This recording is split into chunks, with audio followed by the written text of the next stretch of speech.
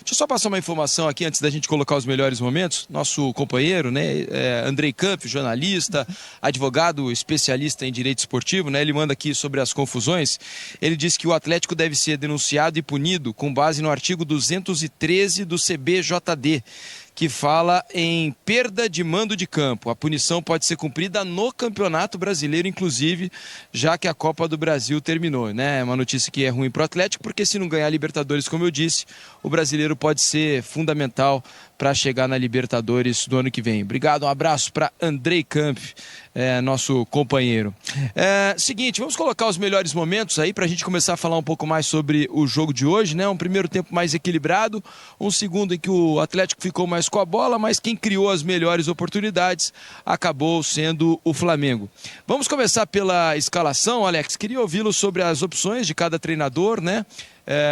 Hoje no Flamengo tivemos uma surpresa, a entrada do Michael, né? Todo mundo dava como certa praticamente a escalação do Bruno Henrique para início do jogo, e o Felipe Luiz coloca o Michael, deixa o Bruno Henrique no banco, e no caso do Atlético, né? O Atlético voltando com o Zaratio, né? Que não iniciou a última partida, vinha de lesão, é verdade, estava ganhando ritmo, mas hoje começando entre os titulares, Alex. Assim, eu sigo falando e da maneira que eu entendo futebol. Nem sempre a escalação ela traz aquilo que você gostaria, mas você se planejou. Mas em cima dessa escalação que você projeta os movimentos, a dinâmica para acontecer. Então o Atlético hoje ele fez muito bem isso nesse sentido. Então ele acabou gerando sim essa dúvida, porque os dois caras mais abertos, Michael e Gerson, eles não sabiam se marcavam por dentro, que normalmente é quase uma regra, né? Se eu tenho que deixar, eu deixo por fora, é mais fácil de eu chegar. Só que o posicionamento dos dois alas, vamos dizer, acabavam complicando, porque se eles marcam bem a bola por fora, Zaratio e o Franco receberiam por dentro. Os laterais, se eles marcassem por dentro, os alas ficavam livres, né? E a partir do momento que eles abriam, era o corredor que eles encontravam. Ou por eles, ou o Hulk, ou alguém acabava caindo. Um cara do Atlético, acho que fez o Everson não tem que dizer, né? O melhor do jogo, acho, impressionante. Né? O que ele pegou hoje é absurdo. Só que um cara que fez uma partidaça, que daí teve aquilo da gente falar de entrar o Michael, eu acho que foi o Lianco. Porque o Lianco, ele marcou muito bem como zagueiro, mas ele agiu como lateral. Porque ele passou muitas vezes, ele tirou o conforto desse encaixe e o conforto do Michael, de repente, falar, ele não vai subir, eu vou ficar dessa maneira. E o Flamengo, ele tentou começar realmente, né? E até começou assim, conseguiu pressionar no início, daquele susto e tal. Só que o Atlético, a forma de jogar, ele se aconchegou melhor durante esse primeiro tempo, que foi o que o Felipe acabou falando. E depois faltou realmente aquela questão de uma chance ou outra, você conseguir fazer esse primeiro gol para gerar confiança, porque depois vai passando o tempo, vai vindo o desgaste, vai vindo o relógio contra o Atlético. Mas no sentido geral, eu acho que o Atlético fez até um bom jogo. É lógico que as melhores chances foram do Flamengo, porque ele tinha que se expor. Sim. Né? E as opções técnicas, a capacidade, competência do Flamengo é o que geraram realmente essa partida espetacular do Everson, para eles não terem perdido demais. Agora, não sei se você concorda, Mansur, mas eu tenho a impressão de que depois das mexidas do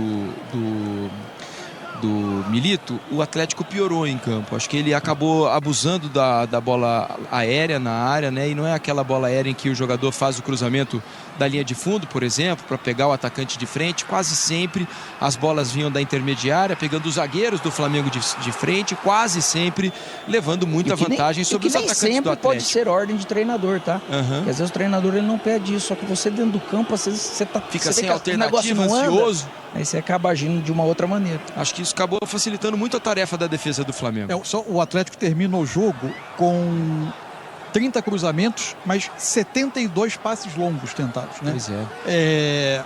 Acho que isso é o retrato de algumas questões desse Atlético, para mim. Acho que o Flamengo ele conseguiu impor ao Flamengo alguma dificuldade no início, porque o Flamengo não tinha o homem livre para saída de bola, né? e pelas características, a esticada de bola não encontrava alguém tão forte para brigar por essa primeira bola. Os dois volantes, Pulgar e o Everton Araújo, principalmente o Everton Araújo, ajudou muito na proteção da defesa, fez uma parte do que era o plano do Felipe Luiz, mas com bola eu acho que ele ficou um pouco abaixo na questão da distribuição, da agilidade para sair com a bola. Talvez não seja a principal característica dele nesse momento. O Atlético tinha volume, mas por vezes eu acho que falta um pouco mais de solução por dentro a esse Atlético. O Atlético depende demais do jogo, da largura do campo, né? De tentar livrar os alas para colocá-los em boa condição para um cruzamento, para um passe longo. Parece que não tem um outro plano, né? Exato. Parece que não consegue se encontrar. E aí, tanto que o melhor... O que acontece no segundo tempo, respondendo a sua pergunta na minha leitura? Tem a entrada do Kardec, ele começa a fazer algumas trocas que expõe um pouco mais o time, até pela característica dos jogadores que ficam na contenção, né, para tentar defender um eventual contra-ataque do Flamengo. O tempo vai passando, a entrada do Fabrício Bruno permite ao Flamengo estancar um pouco as bolas aéreas que o Flamengo perde no início do segundo tempo após a entrada do Kardec, porque tinha um homem a mais alto na área, e a partir daí o Atlético naturalmente se expõe muito. Eu achei o jogo todo muito condicionado pelo placar do Rio. Era impossível que não fosse assim. Já no primeiro tempo, se a gente pensar, as melhores chances eram do Flamengo, né? Em algumas escapadas.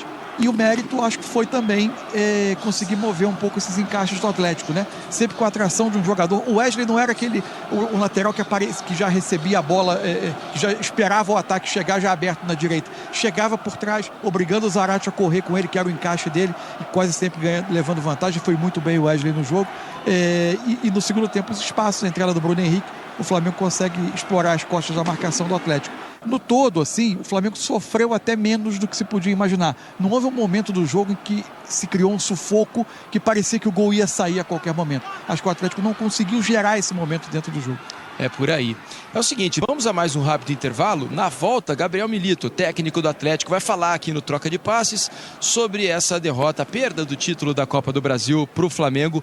Daqui a pouquinho a gente vai ouvir o Gabriel Milito. Sobre essa questão do Atlético, eu acho interessante, porque na entrevista do Hulk, e quando a gente vai olhando os principais momentos do jogo, a gente começa a pensar no que espera o Atlético para o seu principal desafio do ano, que é o jogo do Botafogo. Dia 30. É evidente que o Atlético pode vencer o Botafogo. Um time que tem o Hulk, que tem o Scarpa, que tem o Paulinho, que tem o Arana, ele pode ganhar de qualquer time do Brasil, ainda mais de uma decisão de 90 minutos. A questão que me preocupa em relação ao Atlético nesse momento, e me fez pensar muito vendo o jogo, é a forma como o Atlético assume riscos dentro da partida. É legal você ver um técnico como o Milito, que é ousado, que assume riscos com uma marcação homem a homem, que tenta fazer o jogo acontecer no campo ofensivo. Mas, acima de tudo, o encaixe dessa forma de defender com um time que ataca tão bem em transição, em velocidade, que faz a bola chegar em 2, 3 toques na área adversária, como é o caso do Botafogo, ele me faz pensar se não é uma quantidade de risco excessiva e não é simples você mudar toda a sua maneira de defender às vésperas de uma decisão.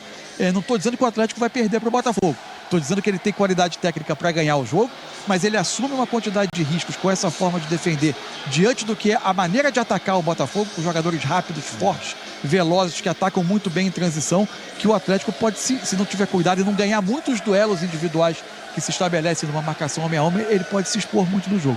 Porque jogadores de velocidade, de drible, o Botafogo tem muitos, né? E uma escapada consegue desestabilizar todo o sistema defensivo, porque um vai ter que sair do jogador que estava marcando para marcar aquele que está com a bola, e aí vira uma torre de Babel. E um especialista como é o Igor Jesus, e ganhar essa primeira bola. Se o Botafogo estiver muito pressionado na saída de bola, todo mundo marcado, uma bola longa, ele é muito bom em acionar os companheiros.